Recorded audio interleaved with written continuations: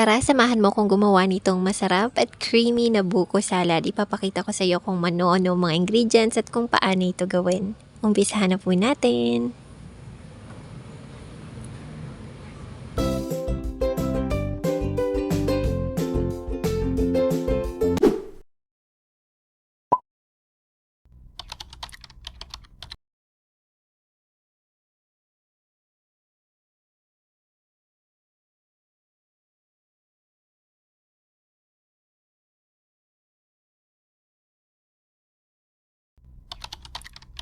Ilagay po natin sa malalim na bowl itong ating fresh buko. Tapos, sunod-sunod na po natin ilagay ang ating mga ingredients. Unahin natin ang ating nata de coco na kulay pink or halos reddish na siya sa camera. Sunod na natin ilagay ang ating fruit cocktail. Dalawa po yung fruit cocktail na meron tayo. So, ilalagay natin yan parehas. Sunod naman natin ilagay ang ating condensed milk or kondensada.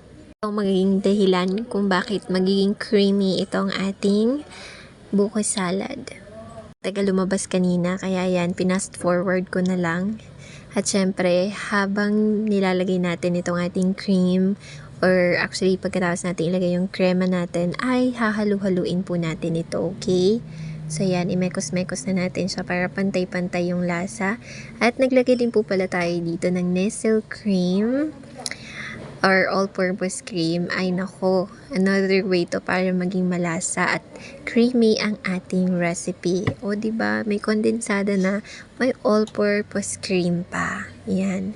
So isa ito sa mga sikreto kung bakit sobrang sarap at sobrang creamy ng ating buko salad.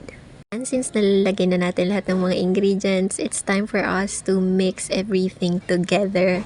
So, kanina white lang talaga yung flavor niya or itsura niya, pero dahil naglagay tayo ng nata de coco na kulay pink, magiging pinkish na rin ito ang ating buko salad. And syempre kapag pinkish siya, parang mas inviting, mas masarap sa tingnan at mas masarap kainin. Ayan, mekos-mekos lang natin. After natin ito mamekos-mekos ay ilalagay na natin siya sa isang bowl, tapos i-refrigerate na natin siya kasi aminin mo man o hindi, masarap to kapag frozen or yung naka-chill talaga siya or malamig talaga siya. Lagay din pala tayo dito ng vanilla flavor para syempre mabango ito. Hindi lang masarap, hindi lang creamy, kundi mabango na rin. O, diba? Another secret ingredient din yan. Tapos, imekos-mekos lang natin. Kinontian lang natin kasi medyo matapang yung lasa at amoy nung vanilla flavor na yon. Kaya, konti lang nilagay natin. Tapos, yan, mekos-mekos lang natin ulit. And habang hinahalo natin ito na yung perfect na recipe na nagawa natin. So, it's time for us to chill this. Lalagay lang natin siya. Sana nagustuhan nyo. Happy eating. Bye!